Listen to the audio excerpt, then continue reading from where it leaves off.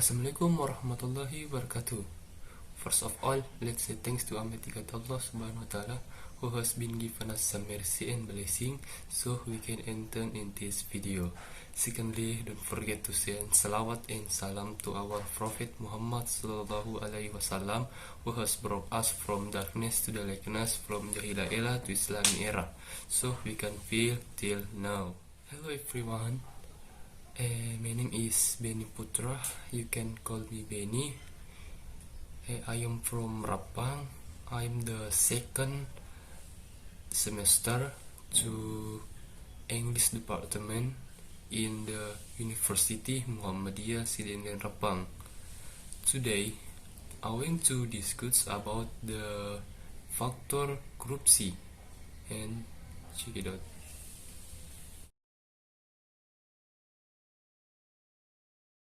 There are several factors that cause corruption, including number one is the faktor politik. Politik merupakan salah satu penyebab terjadinya korupsi. Hal ini dapat dilihat ketika terjadi instabilitas politik, kepentingan politis para pemegang kekuasaan, bahkan ketika meraih dan mempertahankan kekuasaan. Example is the money politik, atau bisa disebut dengan politik uang, merupakan tingkah laku negatif karena uang digunakan untuk membeli suara, menyogok para pemilih atau anggota-anggota partai supaya memenangkan pemilu tersebut. Number two is the faktor hukum. Faktor hukum bisa dilihat dari dua sisi, dari aspek perundang-undangan dan sisi lainnya lemahnya penegak hukum. Perebutan kekuasaan tidak hanya melibatkan kekuasaan politik, melainkan juga kekuasaan ekonomi baik dalam maupun luar negeri. Kondisi ini sangat potensial memicu terjadinya korupsi yang mengerikan. Number 3, faktor ekonomi. Faktor ekonomi juga merupakan salah satu penyebab terjadinya korupsi. Hal itu dapat dijelaskan dari pendapatan atau gaji yang tidak mencukupi kebutuhan.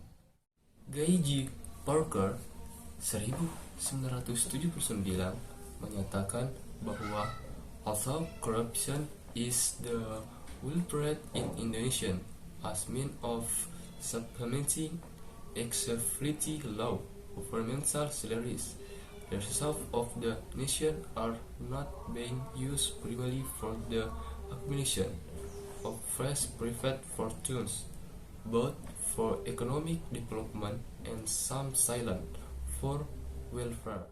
Number 4 is the faktor organisasi. Organisasi dalam hal ini adalah organisasi dalam arti yang luas, termasuk sistem perorganisasian lingkungan masyarakat. Organisasi yang menjadi korban korupsi atau di mana korupsi terjadi biasanya memberi adil terjadinya korupsi karena membuka peluang atau kesempatan untuk terjadinya korupsi. Lehman Reporter 1984 menyebut 5 fungsi penting dalam organizational goals. Number 1, focus attention. Number 2, provide a source of the legitimacy. Number 3, affect the structure of the organization. Number 5, serve as the standard. Number 5, provide clause about the organization. Itulah beberapa faktor penyebab terjadinya korupsi.